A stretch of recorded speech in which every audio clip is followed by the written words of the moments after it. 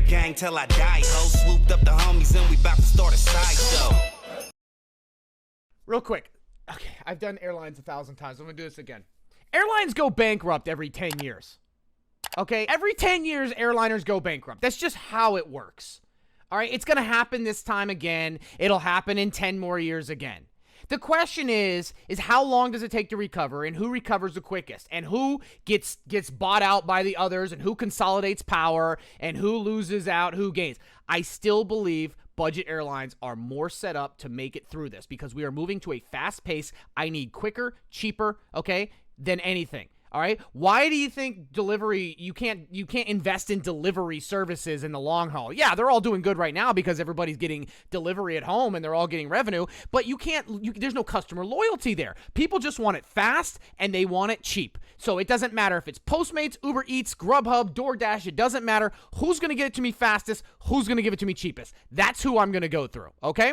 That's number one. The same thing happens with airlines. I'm talking about domestic. I'm not talking about international. I'm talking about domestic airlines. Okay. Who is going to get me the quickest to my destination for the cheapest? All right. And that is why we've seen an absolute explosion because we're not living in a world of comfort anymore. Nobody wants to pay $600 to fly business class on a 4-hour flight when they can spend $100 and get there and save all that extra money. And because the budget airlines have more direct flights to smaller airports, they're getting more people on their board. So they're getting people there faster and they're getting them cheaper. Delta is not going to fly from Fort Lauderdale Airport to Asheville, North Carolina, but Allegiant will.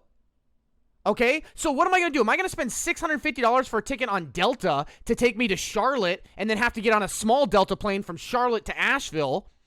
It takes me 8 hours. Or am I going to buy an $80 round trip ticket on Allegiant and get me right there? Okay, and those airliners are used to flying with very limited profit, okay? They cut out everything. They don't give you peanuts. They don't give you drinks. They don't give you shit, okay? They cram as many people in the smallest amount of plane with the cheapest amount of fuel, and they get you there. So when it comes to overhead costs, they're used to flying on a budget. They're used to not making large amounts of revenue at a time, okay? That's number one. Number two, people aren't going to have as much money coming out of this, so they're not going to have the option of flying the bigger airliners, right? So boom, there you go. And number three, and more importantly to me at least, is that these airliners are strictly domestic.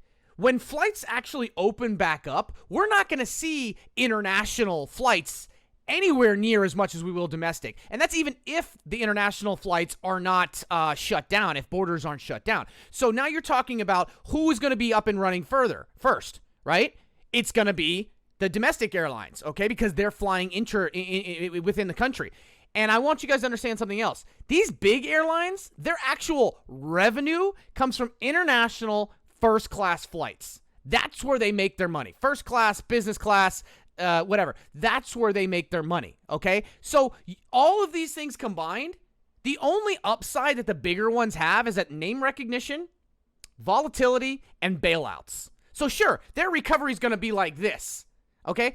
I don't know how long it's going to take for airlines to recover. It's going to be a while, okay? But I think as far as a path to recovery, your JetBlues, your Save, your Love, your Alaska Airlines, even your Allegiant Airlines, they have the better opportunity. However, on the flip side, if one of them goes bankrupt, they don't have as much lobbying power as maybe Delta, American, or United. So that's my take on airlines.